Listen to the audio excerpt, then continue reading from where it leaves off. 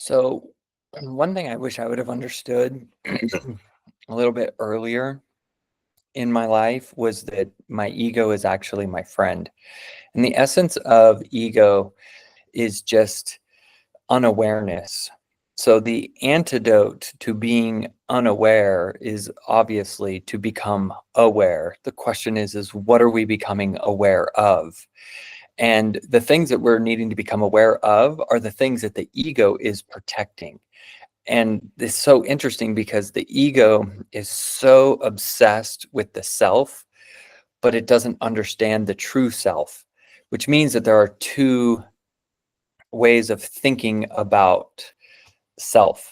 There's the, as they say, the lowercase s self, the small self. And then there's the capital S self, or the divine self, the true self, the whole self. The ego doesn't understand the capital S self, and it is the lowercase s self that is protecting all of our wounds and the things that we're identified with. So the ego is best described as the false self, or the things that we identify with. We'll get into that. Let me read this little thing. It says, the ego is the mental construct. So it's how we're constructing our identity of who you think you are. A protective identity built from your past experiences, your roles that you've played or are currently playing. Could be like mother, father, CEO, a wonderful neighbor, a great member of your church. It's also identified again with accomplishments, with your wounds, and with your fears. So understanding the wounds means we go back to those earlier videos of the magical Eden of childhood and also magical thinking. That's where all those wounds were created from. It isn't who you truly are, but who you've learned to pretend to be in order to feel safe, seen, or even superior. You know, if you were made to feel inferior, some people's personalities will then develop an ego to be really big and to be superior. Likewise, if you were coddled or entitled and never told no in life, then you naturally develop an ego of superiority. Other people will go through the same experiences and actually interpret that based on their personality as, I need to play small and I need to be inferior. So the ego doesn't care, because the ego is, what they say is it's polyfaceted. I mean, it has many faces, and it is polytheistic. It has many things that are its gods. The way that I look, the way that how I accomplish things, these are the things that we serve. And Carl Jung called those our little gods inside of us. And that's obviously in many senses that's metaphorical, because it's something that we're serving. The ego identifies itself in image, pride, and separation. So image would be an example of, like, it's how I appear in front of others. I need to be nice. I need to make these like perfect first impressions. I need to have the right clothes, the right brands. I need to be involved in the right activities.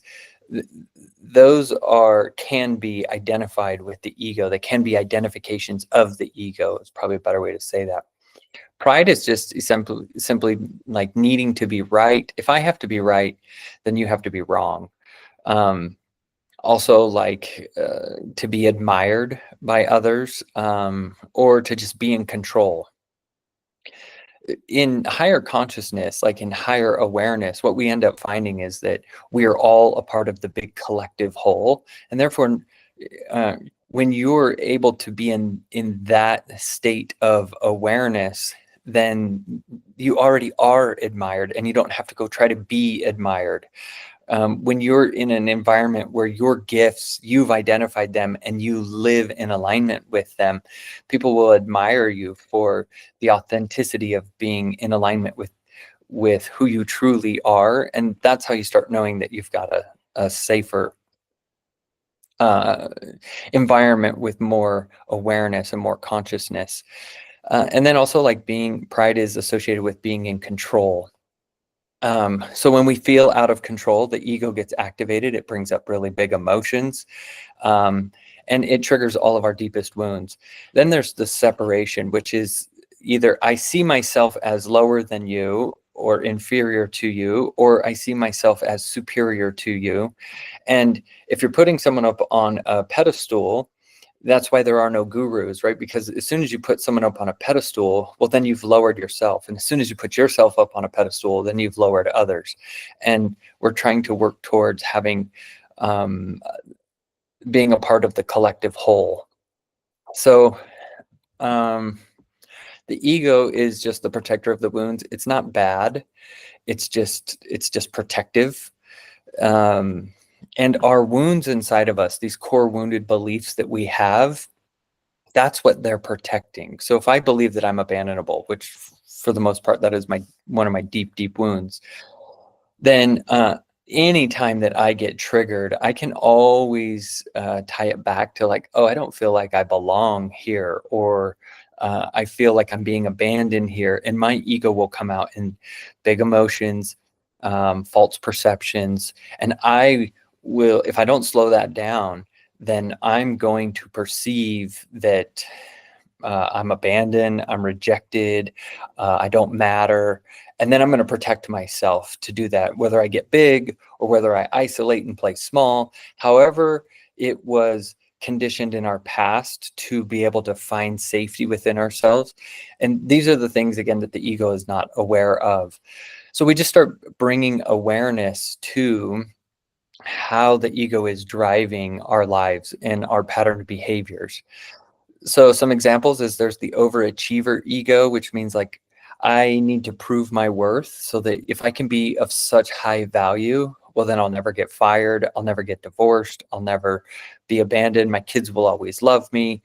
There's also the avoidant ego. I'll never let anyone close enough to hurt me because I've been hurt in the past. So then this is the avoidant attachment style. But that's all being driven by the ego, which is trying to protect the wounds. And the wounds are still alive. And this is the inner child that still needs to be healed because we've got all these wounds.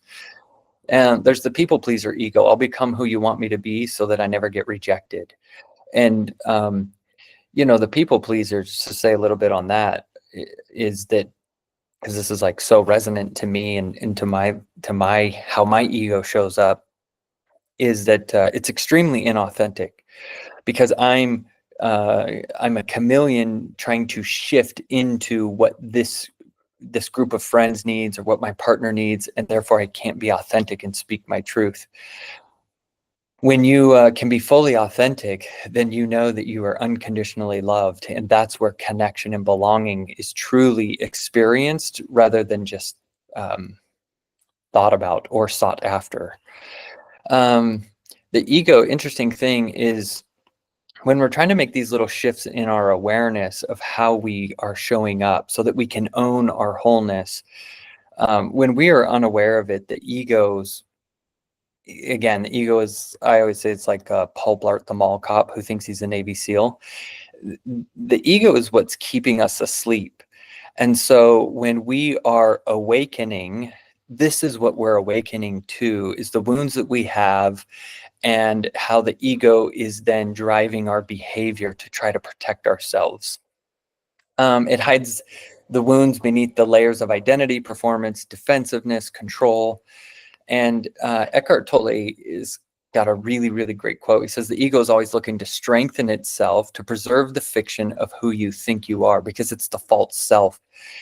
Again, the ego is so obsessed with protecting the self, and yet it is so unaware of the true self, because the true self doesn't need any defending. The truth doesn't need any defending. And the truth of who you really are, when you come to be aware of that, is where you start really finding connection and wholeness within yourself. And that doesn't you don't have to control anything. You don't have to defend anything. So when we're defensive, that's also a really great way to be able to say, oh, I've got a wound here. And we'll go through that in our one-on-one sessions to be able to help get clarity around that. Again, it's not something that needs to be avoided or escape from. It's actually something that we need to invite in and befriend. So we are so identified with our thoughts and emotions that we don't realize that we're being run by them. You ever had like big emotions and it just kind of like runs the show? That's because there's a wound that's driving that big emotion, and then we feel like we have to defend it or protect it.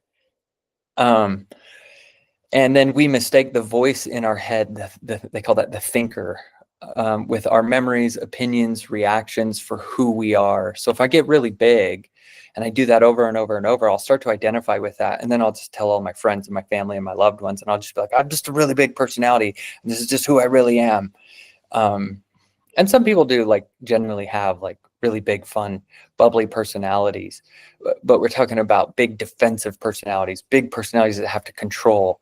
When it's a big personality and it feels really endearing, then it's just like an authentic big personality. And I wish I had one of those. Totally don't. But anytime that we're like really connected to ourselves, we'll find that those around us feel very endeared to us, or those that we are around, they have this endearing quality to them.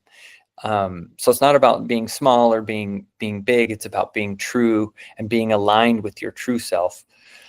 As long as we're unaware of this way of being identified, we live unconsciously, so outside of our awareness, and reacting to life instead of being present and consciously responding to life, as it's happening. Let me give you a quick little story.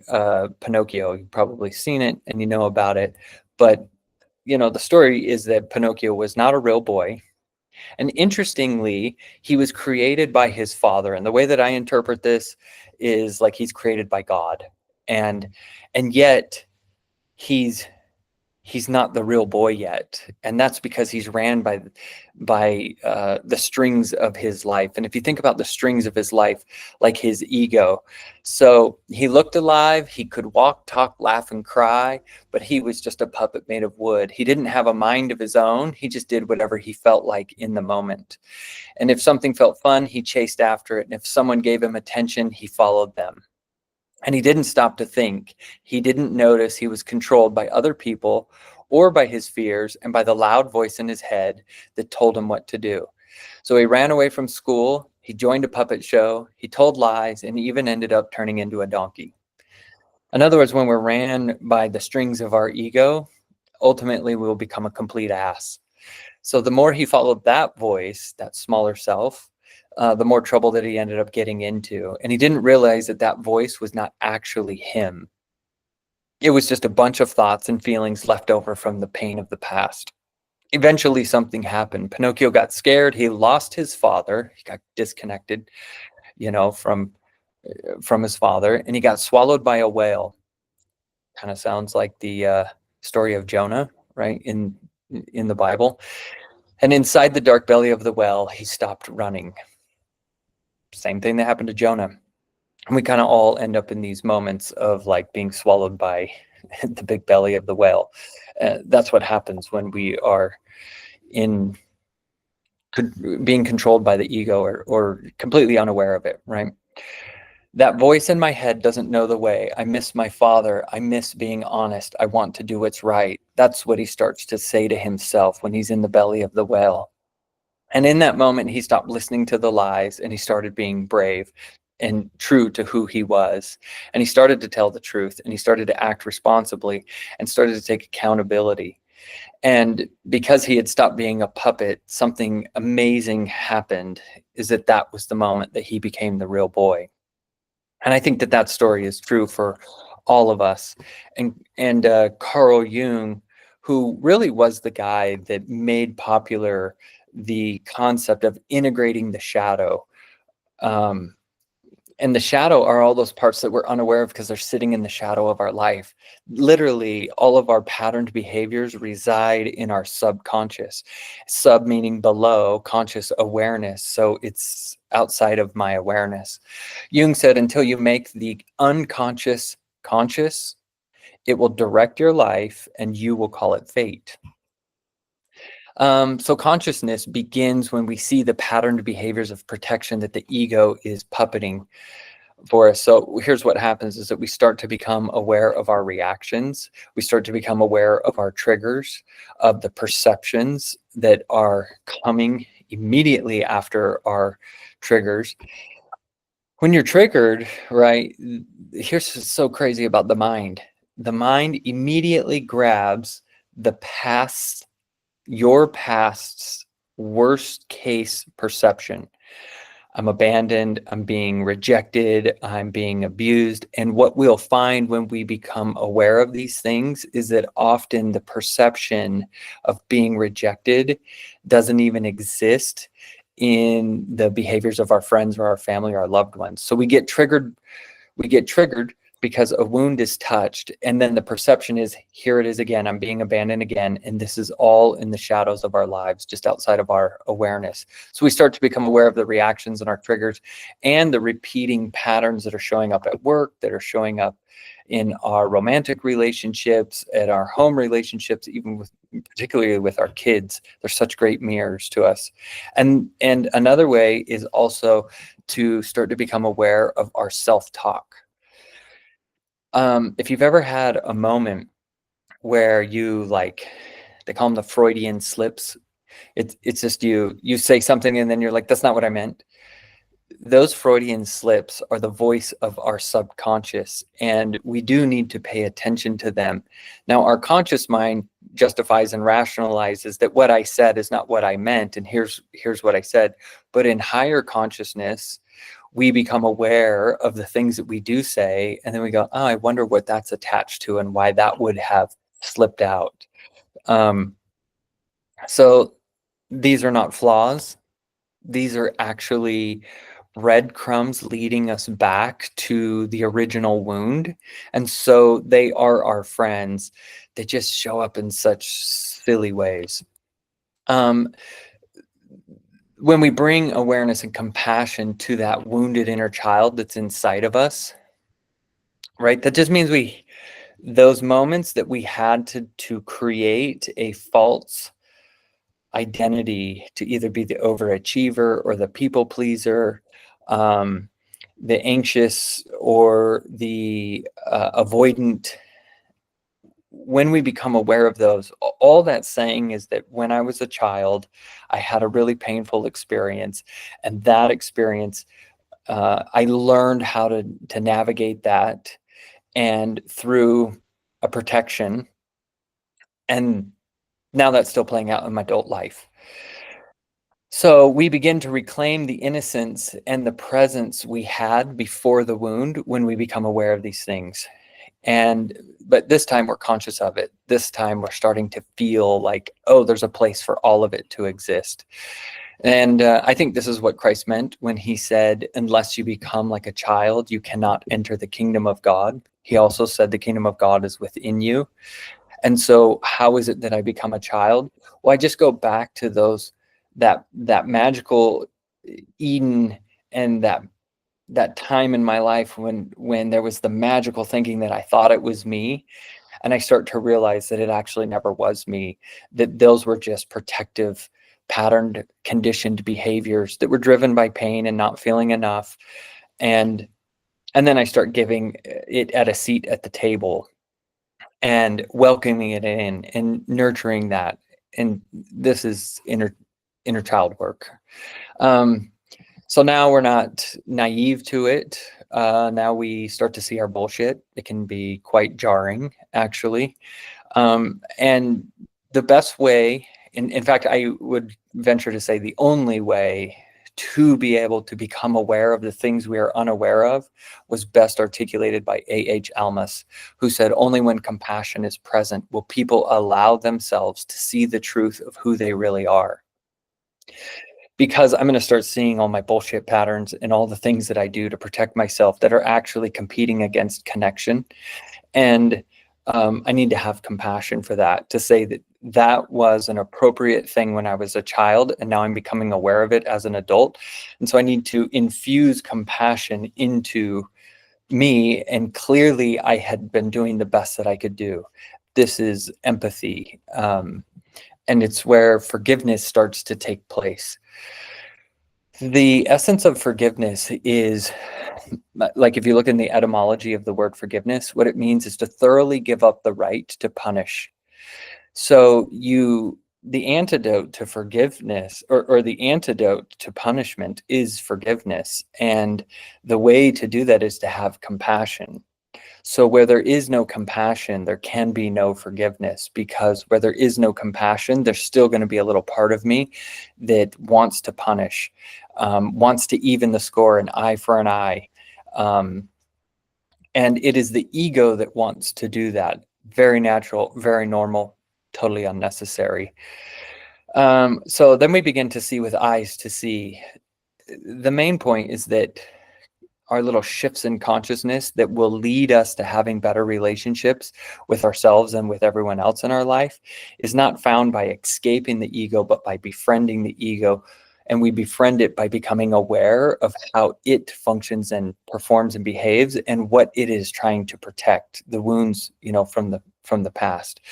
I hope that this makes sense. And if you have any questions, leave your comments in the box, and also go through the PDFs and the slide to be able to get some additional resources that dive a little bit deeper into this. And I'll see you in our one-on-one session.